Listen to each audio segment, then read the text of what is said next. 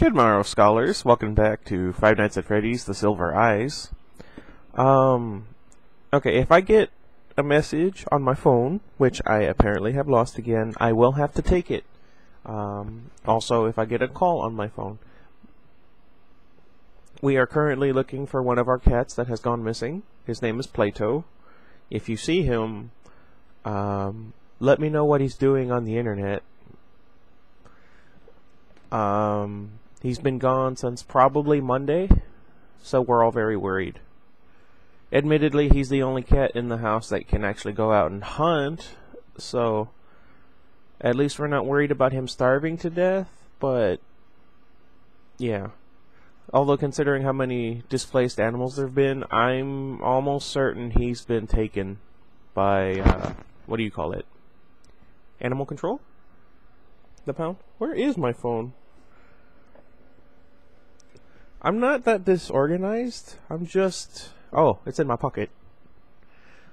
I'm just kind of a goofball. Okay. Yep. My sister wanted to go out and look for him. She took one of the dogs, because they like to chase after him. Not like that, just like whenever he comes home, because he's one of those cats that goes outside regularly. They like to run up to him and lick his face, and Olive is the easiest for her to control, since she's so small and light. Anyway. Yeah, okay. In the meantime, I'll be doing this, because I use my time wisely. Although I just thought about it, my sister's probably gonna need help getting back inside, just because Lunette likes to run outside. I'm sure she'll be fine. Anyway, we are in Chapter 11. Sorry for the long introduction. Page 388. They sat silently for a few minutes in the little office, everyone eyeing the door, waiting. It's just another place to be trapped, Charlie thought. We have to get out of here, Jessica said softly, echoing Charlie's thoughts. Suddenly, Carlton made a small sound of distress. Spasmodically, he grabbed a cardboard box, tipping it over to dump out some of the contents, and vomited into it. His stomach was empty. He retched futilely. Do you guys say futilely? His guts clenching and seizing to no effect. At last he sat back, gasping. His face was red, and there were tears in his eyes. Carlton, are you okay? John asked, alarmed. Yeah, never better, Carlton said. His breathing returned slowly to normal. You have a concussion, Charlie said. Look at me. She knelt down in front of him and looked into his eyes, trying to remember what the pupils were supposed to look like if someone had a concussion. I don't know if this is actually true. Someone look up on that. Carlton waggled his eyebrows. Oh, ow! He ground his teeth and ducked his head, clutching as someone might try to take it away from him. Sorry, he said after a moment, still bent over in pain. I think it was all that running. I'll be okay. But, Charlie started to protest, but he cut her off, straightening with a visible effort.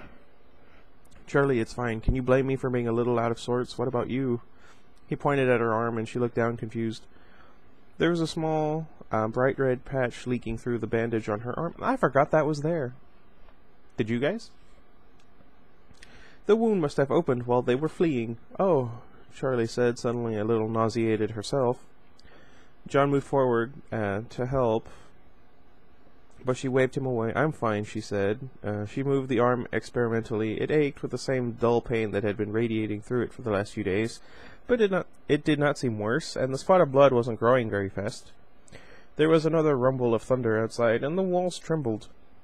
We have to get out of here, not out of this room, out of this building, Jessica exclaimed. Carlton needs a doctor, John added. Jessica's voice rose in a pitch, sounding frantic. We're all going to need a doctor if we don't leave. I know, Charlie said. She felt a rising irritation on the self-evident statement, and she tried to tamp it down. They were scared, and they were trapped. Snipping at one another would not help. Let's see. Okay, she said, you're right. We need to get out. We could try the skylight. I don't think we'll be able to get out that way, John said. There's got to be a ladder in this place somewhere, Charlie replied, her fear receding as she considered the options. She sat up straighter, gathering herself together. It won't help, Jessica said. Air vents, John said hastily. The ones Jason got in through were too small, but there have to be others. Windows. Freddy's had windows, right? They have to lead somewhere. I think it's safe to say that they've all been bricked up. I mean, you never know. Charlie shook her head and looked at the floor for a moment. Then she met John's eyes. This whole place has been sealed. The walkie-talkie crackled to life, and they all jumped. Lamar's voice came over the radio. John? John grabbed the radio. Yeah, I'm here. I'm with Charlie, Jessica, and Carlton. We're in an office. Good, Lamar said. Listen. There was a brief scrabbling noise. Then Marla's voice came through. Good, she said. Listen. I'm looking at the monitors, and it looks like all the robots are on the main stage again. What about Pirates Cove? Charlie put in, leaning over John to talk into the receiver. Is Foxy there too? There was a brief pause. The curtain is closed, Marla said. Marla, is everything okay? Charlie said. Yeah, she answered shortly, and the background static vanished abruptly, and she had turned the walkie-talkie off. Charlie and John exchanged a glance. Something's wrong, Carlton said. Other than the obvious, I mean. He gestured in a vague circular motion indicating everything around them. I also do that. What are you talking about? Jessica was losing her patience. With Marla, I mean, he said. Something's wrong. Call her back. John pressed the call button again. Marla, what's going on? There was no reply for a long minute. Then Lamar replied. We don't know where Jason is. His voice began to break. He's in danger. Charlie felt a jolt through her stomach. No. She heard John take a deep breath. There was a shuddering sound from the other end of the radio. Marla was crying. Aww. She started to speak, broke off, and tried again. Foxy, she said, her voice a little loud as she forced the words out. Foxy took him. Foxy? Charlie said carefully. The figure standing in the front hallway, the rain whipping past it, the silver eyes burning in the dark. She took the walkie-talkie from John's hand, and he gave it up without protest.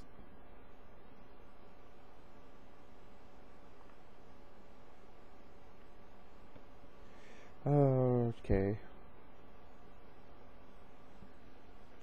Sorry. Where was I? Oh. I make the strangest noises. Marla, listen, we're going to find him. Do you hear me? Her bravado echoed emptily, even in her own ears.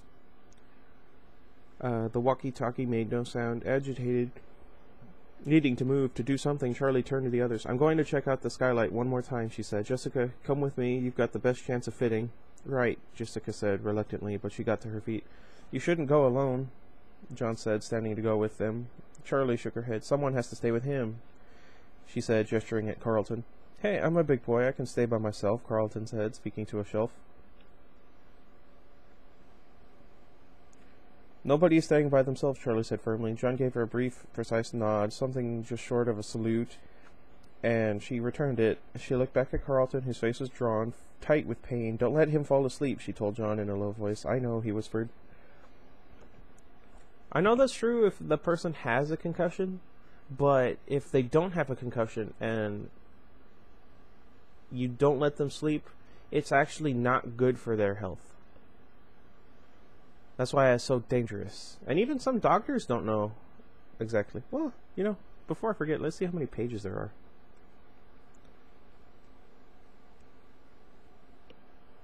Well, that's weird, a completely blank page.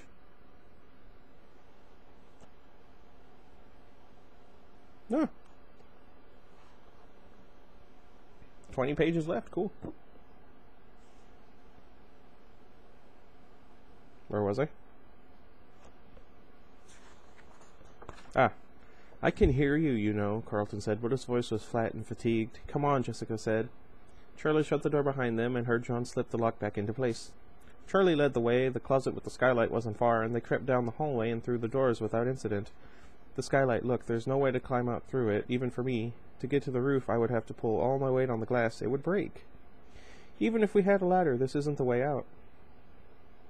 We could take the skylight window off, Charlie suggested weakly. I guess we could break out all the glass, but that just brings us back to the ladder question. We need to look around.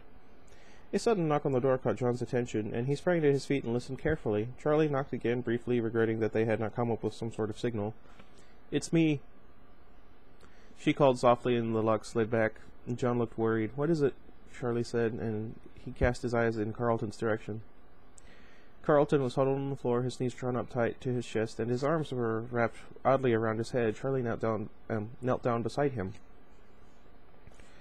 "Carlton," she said. He made a small whimper. She put a hand on his shoulder, and he leaned into her a little. "Charlie, sorry about all this," he whispered.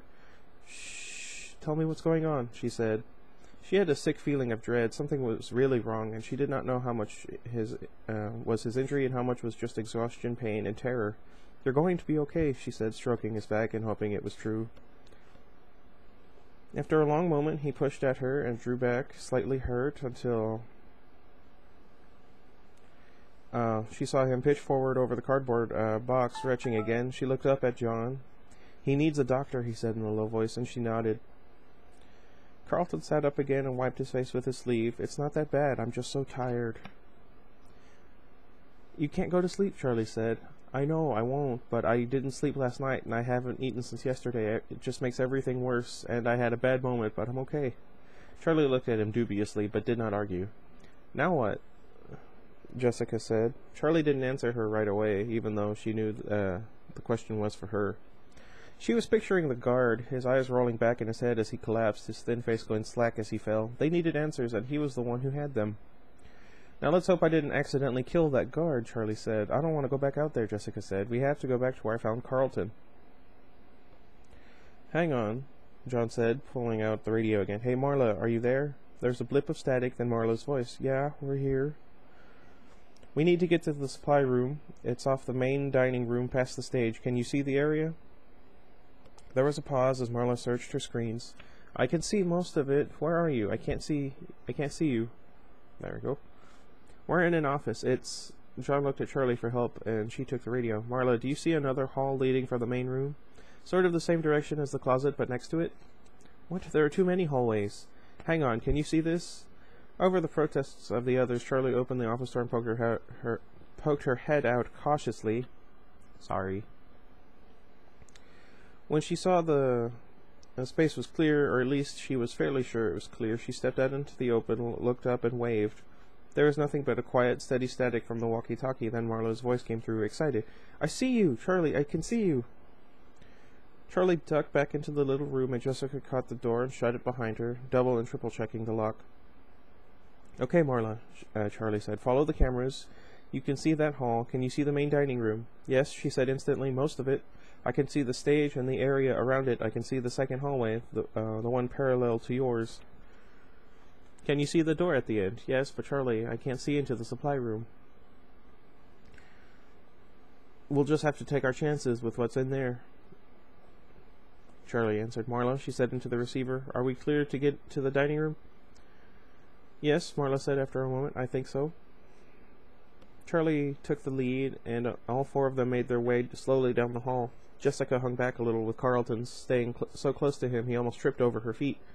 "Jessica, I'm fine," he said. "I know," she said quietly, but she did not move away, and he did not protest again. That's nice.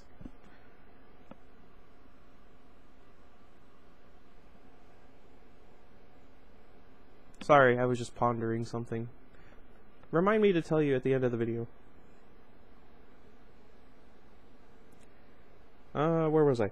When they reached the end of the hallway, they stopped. "Marla?" Charlie said into the radio. "Go ahead, no, stop!" she cried, and they froze, pressing their bodies against the walls as if that might make them invisible. Marla whispered over the walkie-talkie, her hushed tones distorting her voice even more. Stay quiet," she said something else, but it was unintelligible. "Like half of what I say." Charlie craned her neck to see out into the room and what might be lurking there, some murky form lumbering heavily in the shadows, poised to attack. There was a long rumble outside, and the panels on the ceiling rattled as if they were about to fall. "Marla, I don't see anything," Charlie said into the walkie. She looked at the stage, where all of the animatronics were back in position, staring sightless into the distance. "Me neither." "Or do you guys say neither?" John whispered. "Sorry," Marla said. "Not to overstate the obvious, but it's creepy in here. It feels like it's been midnight for hours." "Does anyone know what time it is?"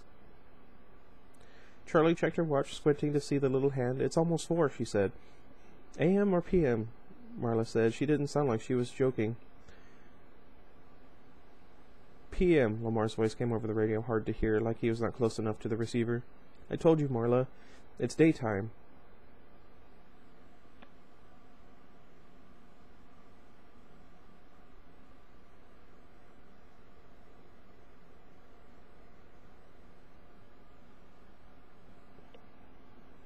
It doesn't feel like daytime, Marla sobbed, shrieking as the building shook with the crash of thunder. I know, he said softly, and the radio clicked off.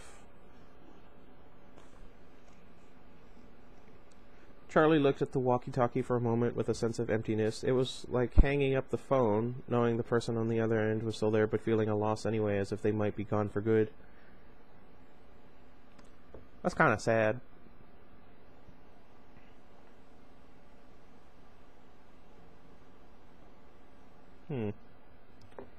Charlie, John said, and she looked at him. He cast a nod back at Carlton, who was leaning against the wall, his eyes closed. Jessica was hovering worriedly, not sure what to do. We have to get him out of here, John said. I know, Charlie said. Come on, that guard is our best chance of getting out alive. Oddly enough.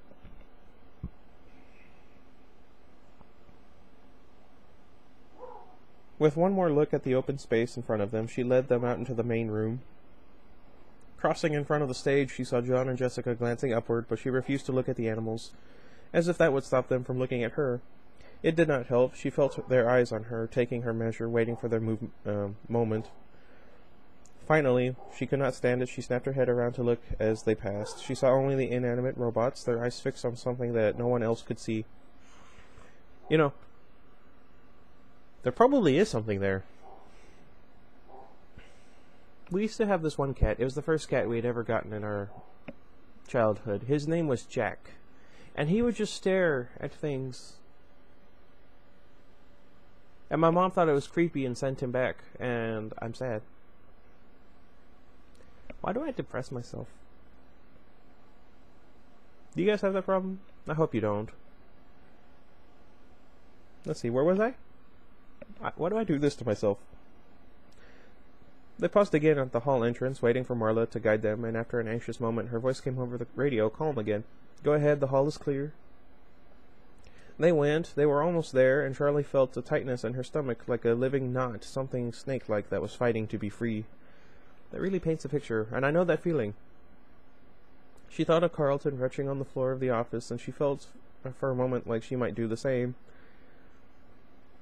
She stopped a few feet from the door, holding up a hand. I don't know if he's in there, she said in a low voice, and if he is, I don't know if he's awake. Now let's hope I didn't accidentally kill that guard, she had said. She was only kidding, but now the words came back, unsettling her. It had not really occurred to her that he might be dead until the words were out of her mouth, and now, as she stood in the hall about to find out, the idea took hold. As if he knew what she were thinking, John said, Charlie, we have to go in. She nodded. John moved as if to take the lead, but she shook her head. Whatever was in there, it was her doing. I really need to blow my nose. I'm so embarrassed. Uno momento. Why did I say it with an accent? Excuse me.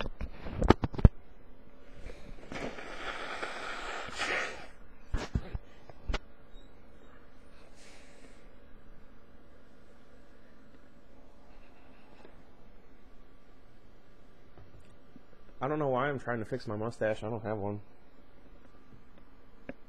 That's like all the facial hair I can grow. My dad thinks it's funny. He says it's the Native American in me.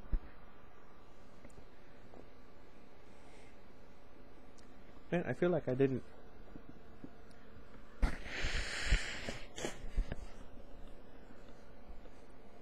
No?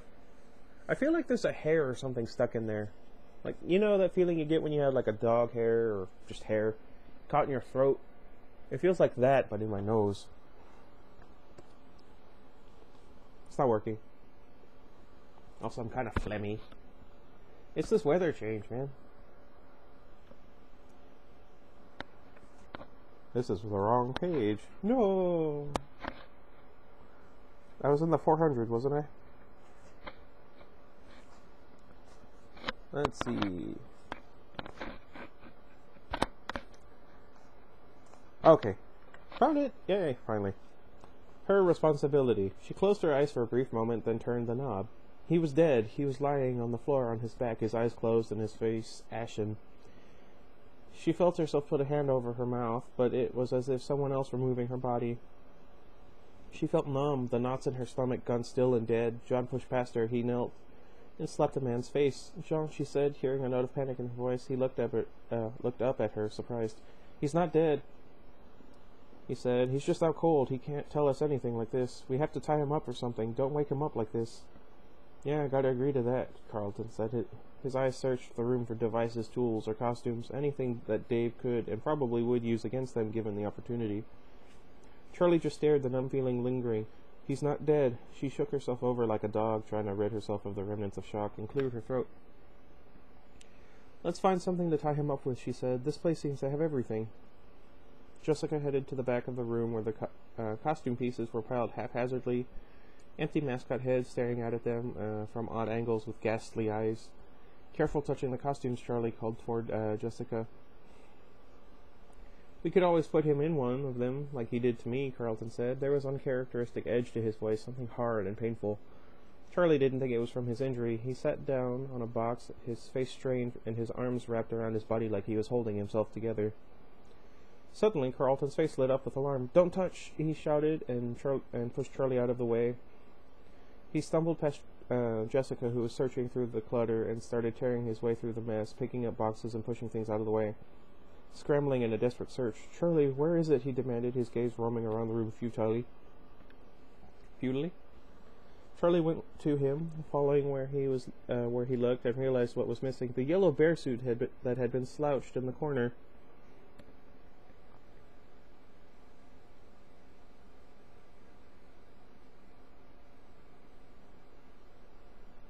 I'm nervous. "What?" John said, confused. "Charlie, where is it? Where's Michael?" Carlton sat with a thud on a cardboard box that sagged a little bit but held his weight. "If I did that, I would fall through and activate whatever was in there, you know? I'm a pretty heavy guy." He was only looking at Charlie as if they were the only people in the room. Aw, I imagine under different circumstances that would be sweet.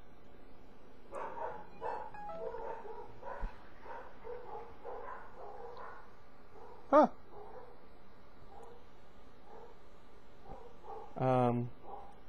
Forgive me if I mispronounce the name. Kita Kamui? Kamui?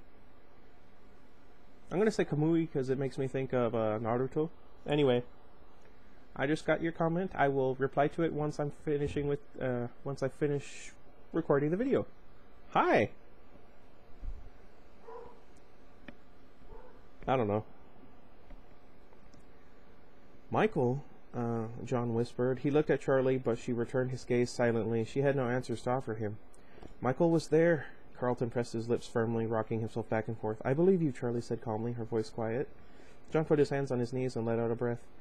"I'm going to go help Jessica," he muttered, and stood up with resignation. "There has to be rope around here somewhere." "Be right there," Charlie smiled at Carlton, hoping to reassure him, then joined the others, heading for the boxes in the corner beside the door. The first just held more paperwork, official forms with tiny print, but underneath was a box of tangled extension cords. "Hey, I found something," Charlie said, but she was cut off by a banshee scream. I hate that sound. Charlie was on her feet instantly, ready to run, but everyone else was still. Jessica was pointing to something in the corner, almost shaking.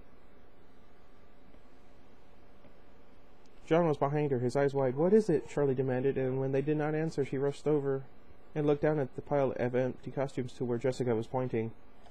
It was hard to sort out what was in the pile of mascots. She stared blankly at the jumble, seeing nothing but fur and eyes and beaks and paws, and then it resolved before her eyes. A dead man. He looked young, not much older than they were, and he looked familiar. "That's the cop, the one from yesterday," John said, recovering his voice. "What?" Carlton said, snapping to attention. "He came over to look. That's Officer Dunn. I know him." "Your dad sent him to look for you," Charlie said quietly. "What do we do?" Jessica said. She had been inching slowly backward, and now her foot bumped against Dave, and she jumped, stifling another scream.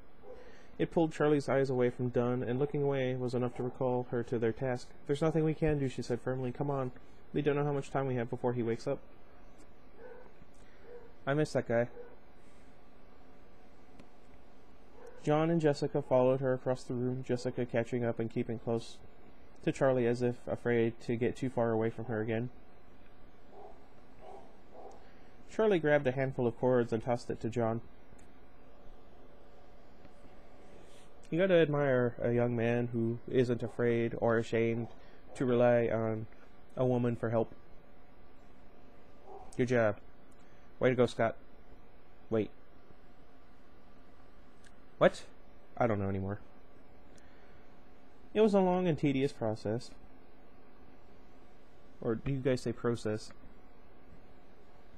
They propped Dave up into a sitting position against the wall, but he kept sliding sideways until John took a hold of his shoulders. John bent him forward as Charlie tied his hands behind his back. She finished and looked up to see John with a faint smile on his face. "Do my knots amuse you?" she said, as lightly as she could manage. The feel of Dave's flesh, alive yet limp and heavier than it should have been, was disturbing, and as she let go of him, she could still feel the traces of his clammy skin on her palms. That sounds so gross. He shrugged. "All those times we played cops and robbers seem to have paid off." "I forgot about that," she laughed. He nodded sagely.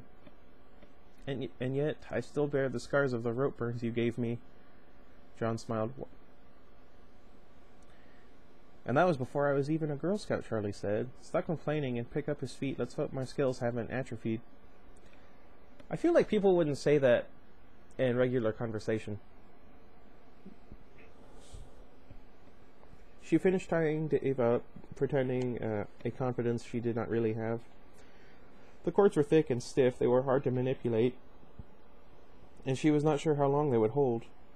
Well, considering how old they are, they probably wouldn't, but if they're that difficult, I imagine it would be, I imagine they would hold rather well, unless he's still in the suit. It has that monster strength anyway. When she was sure as she could be, she stepped back. John looked around for a moment as though searching for something, then slipped out through the door without a sound. What? Carlton was on his knees, and he walked toward Dave without standing, a clunky, unsteady walk. He looked like he might tip over at any moment. "Wakey, wakey, sleepyhead," he whispered. "We've got this, Carlton. Thanks. You just relax." Charlie rolled her eyes toward Jessica, then turned her attention back to Dave, slapping his face slightly, but he remained inert. "Hey, dirtbag, wake up!" She slapped him again. "Here, try this." John reappeared with a can of water. The water fountain was the only explanation he offered. "The can didn't hold much," he added. "That's okay," Charlie said. She took it from him and held it over Dave's head, letting the small streams of water dribbling from the holes in the tin fall on his face. She aimed for his mouth, and after a few moments he spluttered, his eyes opening. "Oh, good, you're awake," Charlie said, then dumped the rest of the water on his head. "There we go."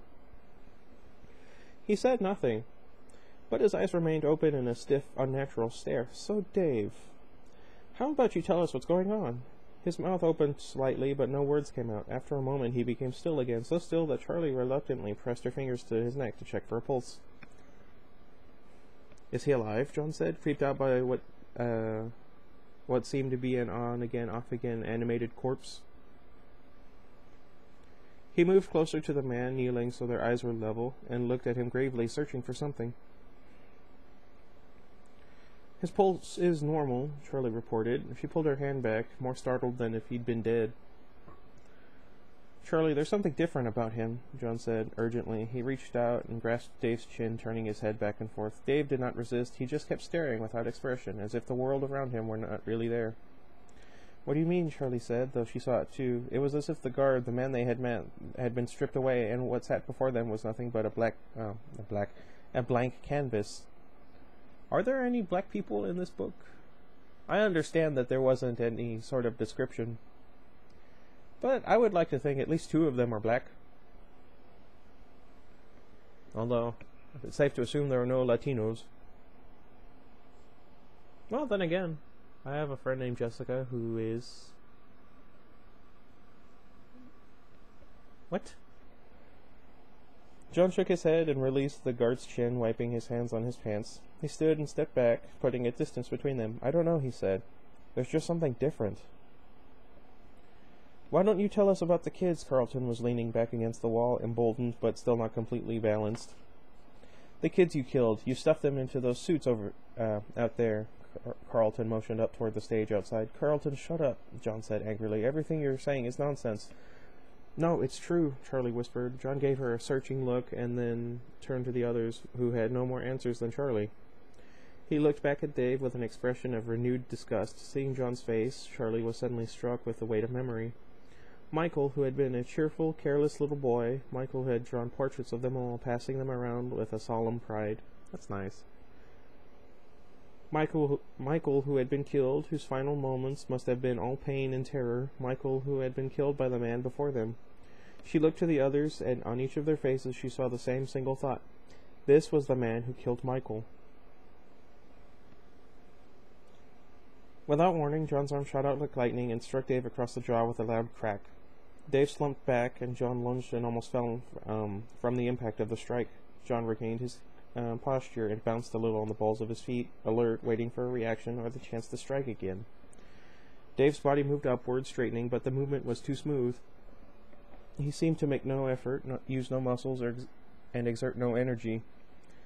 Slowly his posture corrected, unfolding to its slumped state, with his mouth hanging open. Carlton stumbled forward. Take that, jackwagon. I don't curse. Someone's back. Oh, before I forget, the other day, when I was over here brushing my teeth before I started recording, the door opened up, and I moved to my left like I normally do, going, because I think it's my brother. And the door opens, and there's no one there. And I start freaking out because I had just seen some scary videos the night before because I'm stupid. And then I see Frida, you know her, run over here to my right. She had pushed open the door. I didn't realize it had been left slightly open. But it freaked me out to no end. Anyway.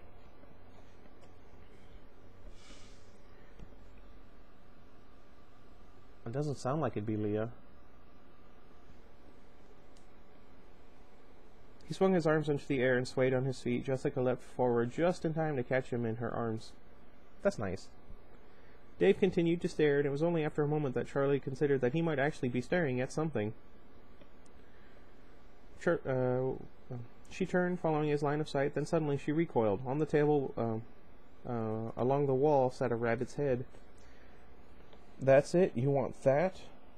Charlie stood and approached the mask. You need this? She added in a whisper. She picked it up carefully, the light catching the edges of the spring locks that filled the mascot head. She picked it up and carried it almost ceremoniously to Dave, who tipped his head down in a barely noticeable fashion. Charlie placed it over his head, not being nearly as cautious as she had been with Carlton. When the mascot head was fully resting on his shoulders, the large face raised itself until it was almost completely upright. Dave's eyes opened steadily, glassy, and without emotion, like the robots on the stage outside. Lines of sweat began to trickle down from under the mask, a stain darkening the collar of his uniform shirt. My dad trusted you, Charlie said. She was on her knees now, looking intently at the rabbit's face. What did you do to him? Her voice broke. I helped him create. The voice came from inside the mask, but it was not Dave's, not the pitiful, sour tone that they would have recognized. The voice of the rabbit was smooth and rich, almost musical. It was confident, somehow reassuring. I wonder if I could do that. I have a voice like that, I mean. A voice that might convince you of almost anything.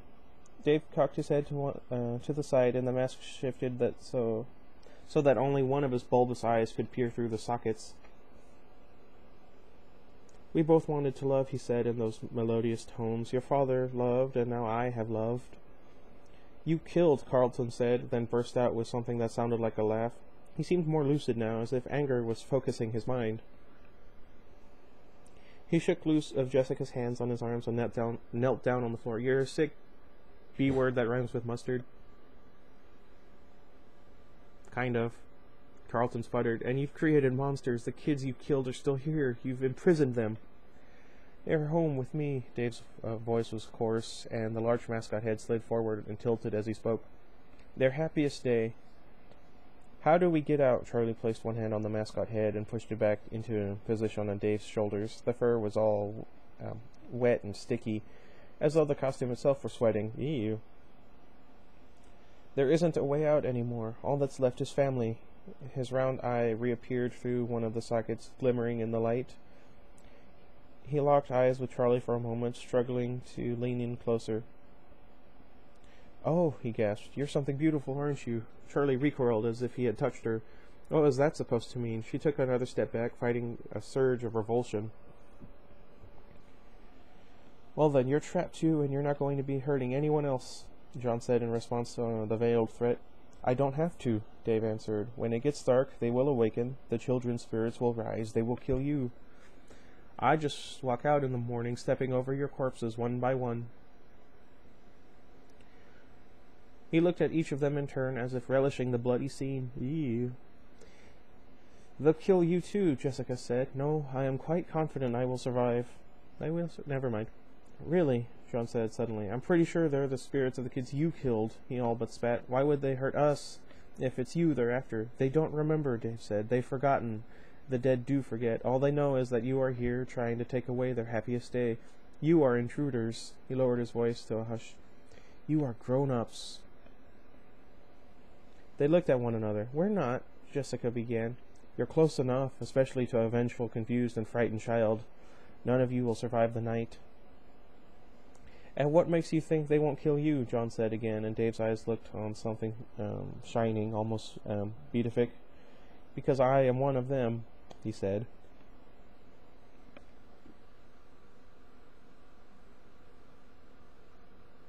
Anyway, okay. Well, I kind of want to read the last chapters today.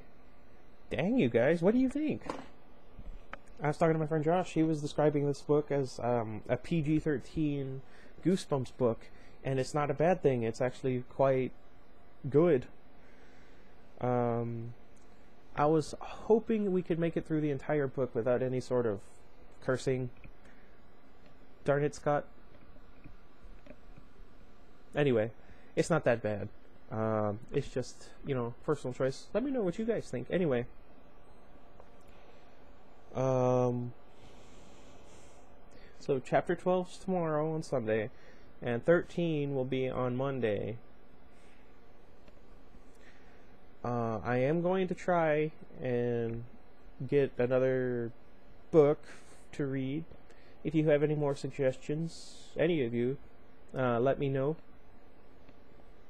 I do have one book that I can use in place of Twilight, for those who would like to know. I haven't done that review of New Moon yet, but I think I might do that probably my next day off. And let's see.